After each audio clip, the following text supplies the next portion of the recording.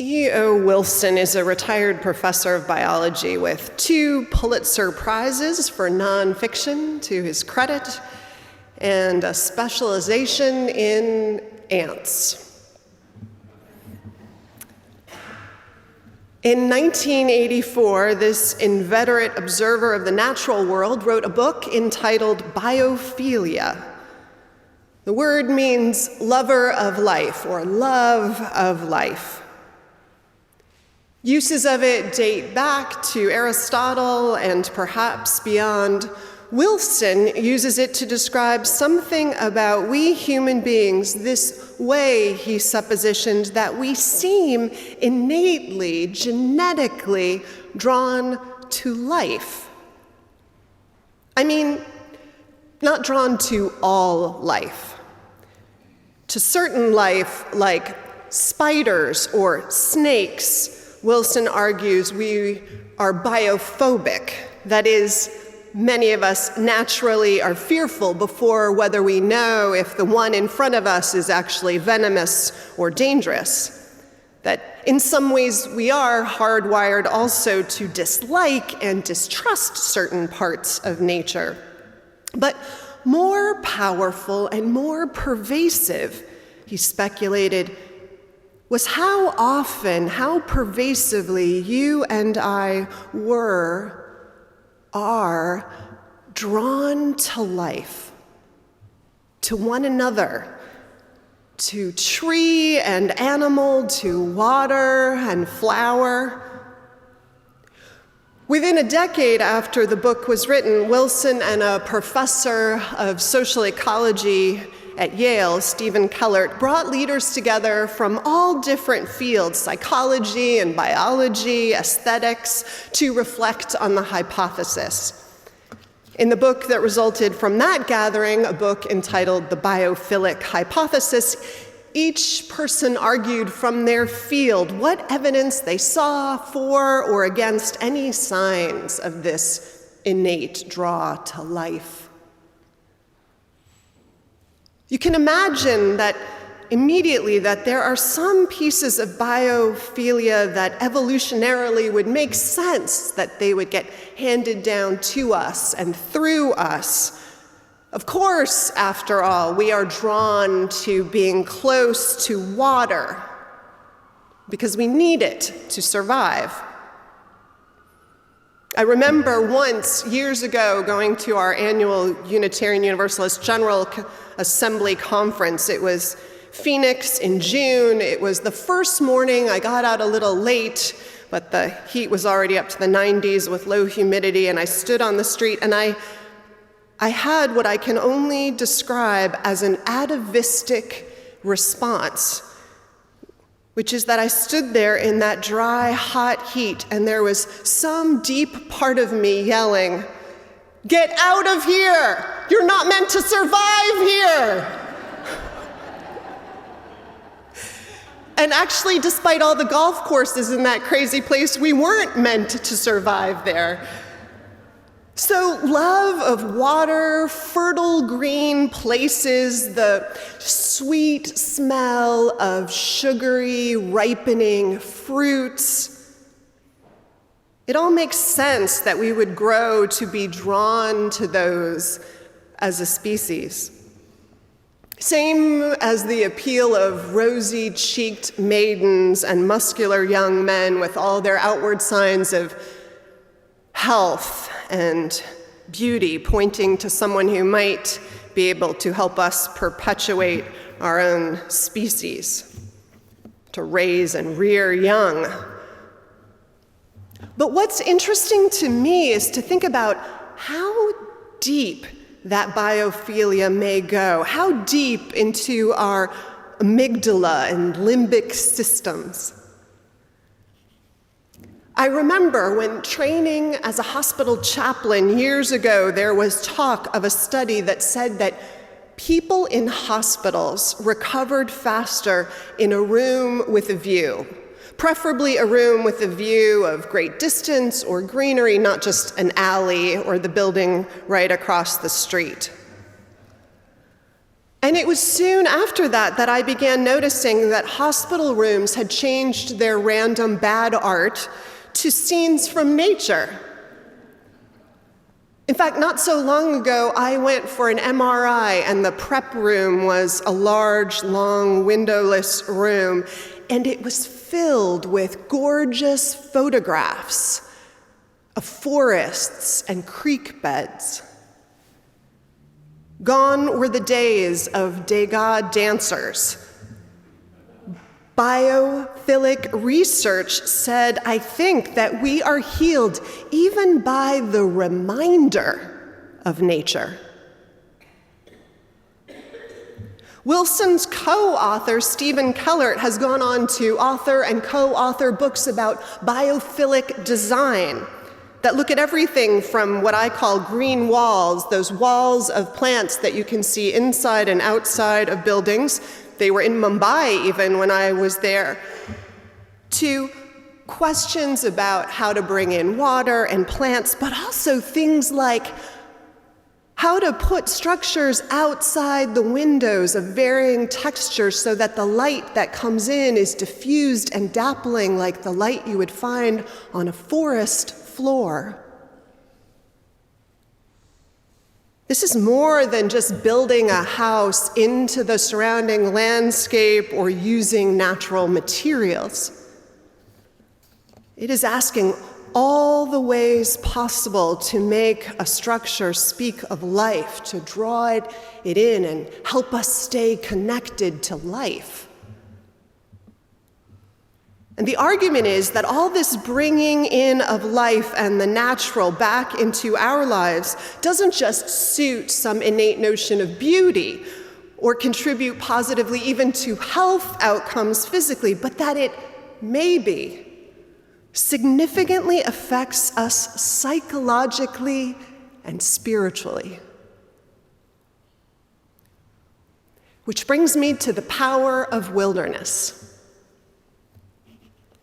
Scott Stillman, who we read from this morning, is a lover of the outdoors. Before he failed out of college, the one class he got an A in was photography because he said it gave him an excuse to do exactly what he wanted to, which was to get out into the wild. He met a woman who loved to do the same, and his recent book, Wilderness, Gateway to the Soul, is drawn largely from 10 months that the two of them spent on the road, backcountry hiking and camping. Even more so, though, the book is not just about those hikes, but what goes on for Stillman in the stark canyons of desert landscapes, or mountain treks, or in the lush, intertwined thicket of rainforest. What happens in life with a backpack and nature and not much else? Stillman begins the book with what he calls the author's disclaimer. He writes, "This book does not contain any suspenseful scenes. There are no wacky characters. There is not a surprise ending. In fact, there are really no characters, and there is really no plot. Still reading? I wrote this book because it needed to be written. Simple as that. Our wilderness is shrinking, and at a terrifying rate, someone needs to speak up for it. We all need to speak up for it, or it'll be gone. I set forth one purpose: to tell the truth. All that is not the truth has been omitted, edited out completely. What's left is what you see. Mostly, this book attempts to answer a simple question, the most important of all. Why? Why save wilderness? Why do we need it? What purpose does it serve in our technologically advanced world? Why bother at all? Still here? Good. Maybe this book has a chance. Go on now. Read the damn book. I hope it provides you with some spiritual entertainment, maybe even a few laughs. Mostly, I hope it gets you out there into the wilderness. Stillman cares about the wilderness because he knows what happens there. What we can find there that's so hard, maybe impossible to find anywhere else. What does he find? Again and again, a quiet so complete that the distant flapping of a bird's wings startles him. It's the lack of sound that's so deafening here, he writes. He finds the total presence of mind he cannot find anywhere else. When I'm backpacking, he says. There's nothing else, no phone to answer, nothing but backpacking. There's preparation, gear to sort, meals to plan, routes to ponder, sure, but once I start walking, a peace takes over. A joy like none other I've ever known.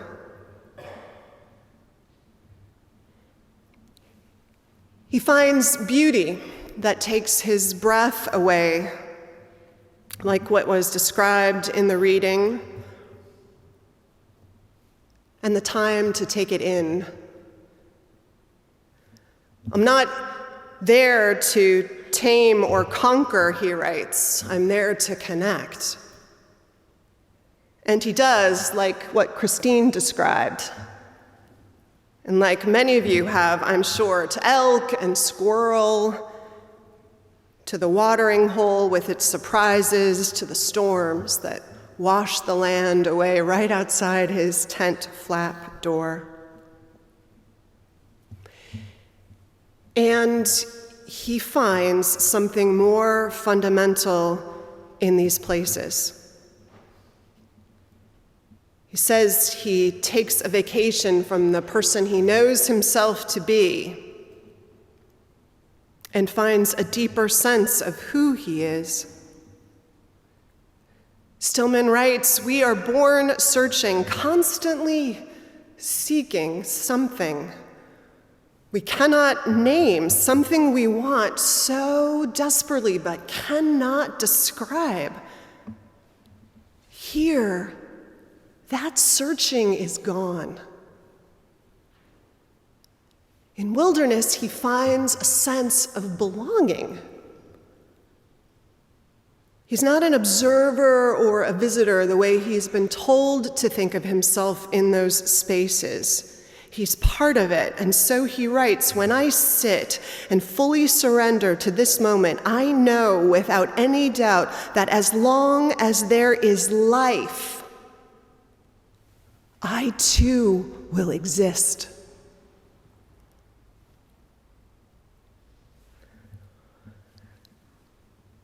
In a 2008 interview with Nova's Peter Tyson, E.O. Wilson, who was revisiting his theory of biophilia 25 years after the book's publication, said, now there's a lot of concern, even consternation, among not just naturalists and poets and outdoor professionals, but spreading through, I think, a better part of the educated public, that we've cut ourselves off from something vital to full human psychological and emotional development.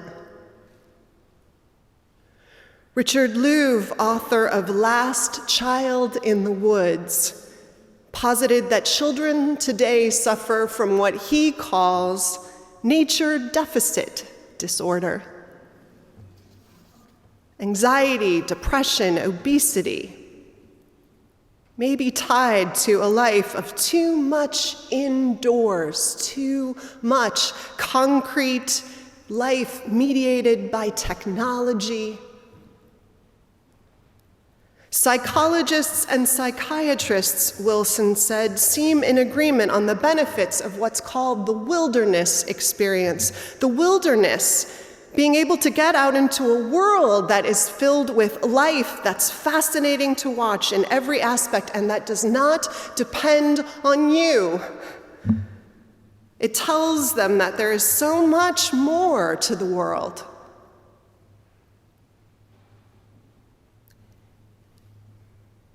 Nature has always played a role in giving us perspective.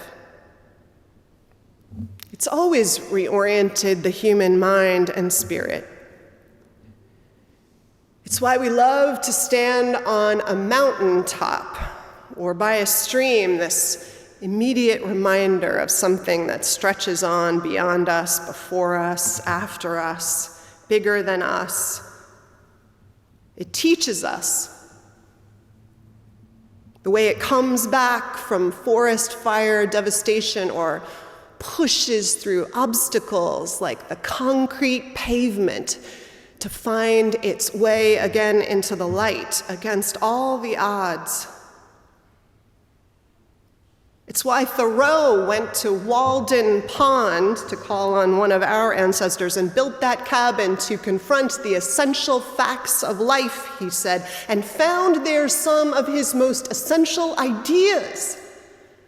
Civil disobedience was born as an idea in that forest for him, which is to say, Selma and the Salt March were born to some degree in that forest. But what Wilson and others remind us is that maybe, too, we are just hardwired to need to be in relationship to nature. There are people arguing for designs and cities and architecture that they think will make us more resilient by bringing in and reconnecting us to nature. All sorts of movements afoot, the No Child Left Indoors legislation.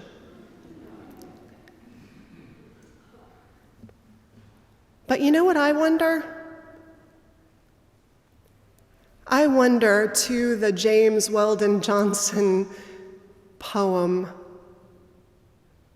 does a life divorced from nature describe a rising sense of loneliness and anxiety and depression some of us feel? I mean, have you ever wondered if we're evolved to be in deep connection to life, happiest that way? Do we sense that the planet is struggling and suffering the way some dogs can smell cancer on a human? Are we in a constant low-level state of what I found myself in on that Phoenix street?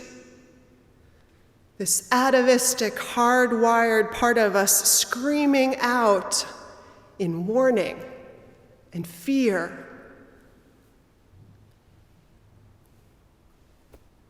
So much to ponder. What Stillman and Wilson and others agree is that one answer begins, as Stillman says, getting out there into wilderness, where we find healing and perspective, the relationship Christine describes too, that is deep and interconnected and reverent, that heals us, but also inevitably, Stillman believes for sure, and so does Wilson, calls us back to save the planet from the best, most heart-moving place possible.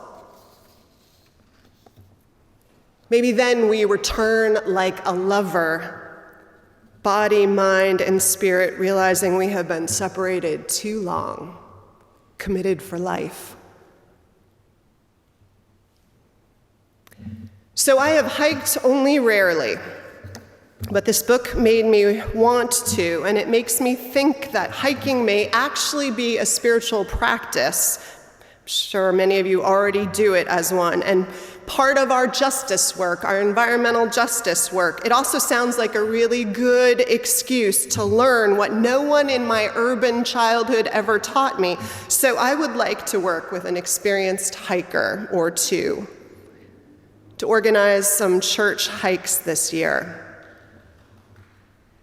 to visit the garden that Helen Reiser just made possible, the park restoration in this city. So if you are a hiker or interested in this, please let me know. Let's get into it together. Amen.